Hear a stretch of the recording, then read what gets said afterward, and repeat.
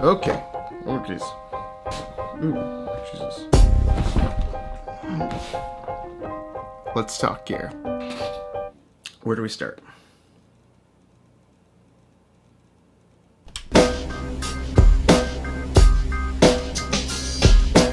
So the number one question that you guys ask me after every video in the comments or on Twitter is, what is the gear that I'm using? It's a good question because honestly, when I first started this whole thing, I did the same thing. I hit up different creators and asked them what they use for equipment, and it kind of gave me a reference point of how much it was going to cost me and the reality of really where I need to put my direction into finances for this thing. Honestly, I love talking tech, and I figured it would be interesting to show you kind of the affordable way of doing this. This is my newest thing that I've got right now. I showed it in my last episode when I did some stuff with my family. This is just for B-roll. I like it. I think it's kind of fun to actually have kind of an option to work with as a small kind of unit to get quick B-roll when I need it. Instead of having to run around with my camera or even my phone, because it's a little bulky sometimes, and switching over and whatnot and filling it up with storage. I use a GoPro for that stuff. So I actually got this Hero 4. It's pretty simple to use. I would highly suggest getting one with the back monitor. This does not. So that makes it a little trickier. But, you know, in the meantime, I just do, you know, I use my phone if I need a reference point. I like using one of these things because it makes it easier to kind of just pop and shoot and get something really easy. And usually the quality is pretty decent. Audio's not great, but I'm using this more for visual stuff. If I'm doing a quick montage, like the stuff I did with my family over at Disneyland. This is the older model. There's a 5 now. But for the price, I think it's a good option. I think it's going around for like $200 to $300, and I'll make sure to put the links below for all the things I'm talking about in this episode also. So there you go. I'll use this actually to kind of show off my equipment, since obviously I'm talking to the equipment here. So give me 1 second, I'll set this up. Okay, all right, here we go. So the camera that I'm shooting with is a Panasonic DMC G7K. Check it out. Woo! I picked up this camera because I thought it was pretty damn affordable for shooting something that I could shoot in 4K. And I'm sure you're wondering, you're like, wait a minute, your videos are in 1080, not 4K. Well, I use the 4K so I can do punch-ins. I do the punch-ins so I can accelerate the content and make it feel a little more punchier, a little more interesting as you're sitting through me just sitting here talking to you. So, hoping that helps. Down the road, I might just completely cut in 4K, but for now, it's easier my workflow, only because my laptop I'm working off of 4K is a little questionable if it does a trick or not. Some of the major reasons why I picked up this camera is because obviously it shoots in 4K, but also because it has this little side screen here. That comes in super useful when you're doing kind of vloggy style content, because I can see myself. I can see that I'm in focus or not in focus.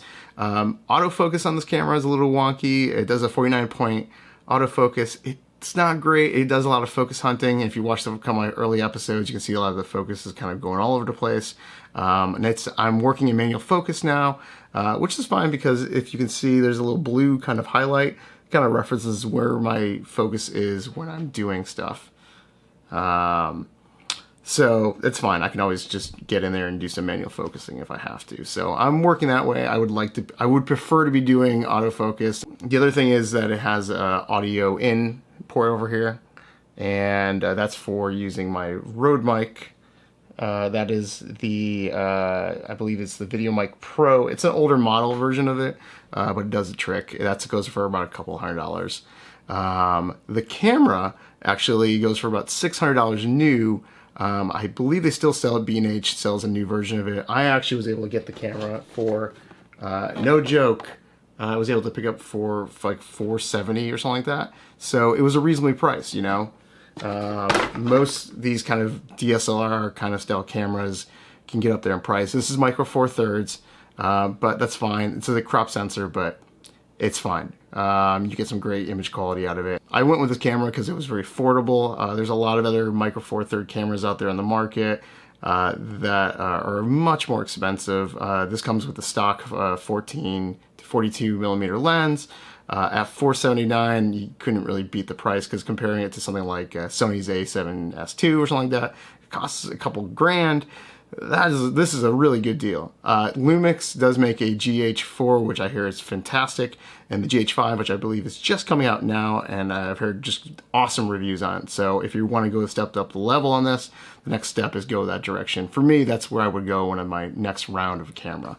But I do this camera does the trick. Honestly, it's super light, and I'm really I kind of really dig that. Some of the other tools that I use is a Joby GorillaPod. This is the SLR model. The reason why I went with this is that it has a detachable plate, which is this right here. Hold on a second, I'll pop it off. Yeah, you pop it off just like that. Super simple. It's got a detachable plate on it, which is great when I need to just kind of run and move with this. For lighting, I use an LED light like this that's plugged in so that I don't have to worry about the batteries draining out in the middle of the lighting of a shot. I use kind of a generic tripod just to get it up there so I can bounce off the ceiling. Yeah, I mean, the light that I'm using for this is this. It's a, I guess it's called a Pro Series LED video light, MCO Plus.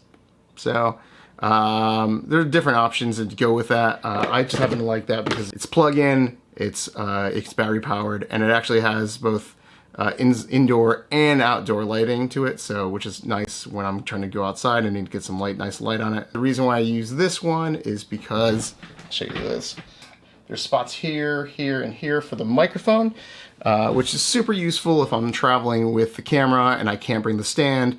I can get the light on the camera and then I can just put a microphone in any direction I need to. If I'm to the left or to the right, I can get the microphone a little more direct to me. This microphone does a trick, but it definitely is a space deal, so I need to be pretty close to it. Another tip I would suggest if you're going with this camera is there's a third-party company that actually does a plug-in for the camera. So if we're having this conversation, my battery's not going to run out in the middle of my dialogue. Just plug it in, call it a day. It's great. I edit with a Mac and use Premiere, and yeah, so there's that. I usually have a couple extra batteries for my camera at all times, some extra SD cards, obviously. But yeah, that's it. So yeah, there you go. That's my setup. Pretty affordable, pretty easy to use. You know, you're looking at a price tag of $200 for the mic. It's $479, like I said, for the camera, but you probably $600 brand new. But you find a used one, which is an older model, so you may be able to find ones out there. The GorillaPod, it's going to be like maybe about 40-50 bucks. Definitely worth it with a detachable plate so that you can quickly move and pop it when you need to. The tripod that I got the light on is like maybe like a $20-30 cheapie. It's an easy one to get. Light cost maybe about 30 bucks.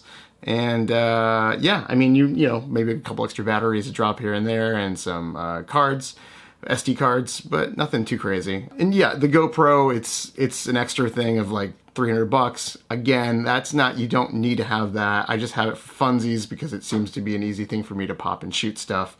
But you can do it with your, you know, your phone or whatnot. So yeah. There you go. That's the #1 question that's been asked of me, and so hopefully that helped to inform you. Like I said in the beginning, that question honestly helped me when I was trying to get this started, talking to creators and what they're doing.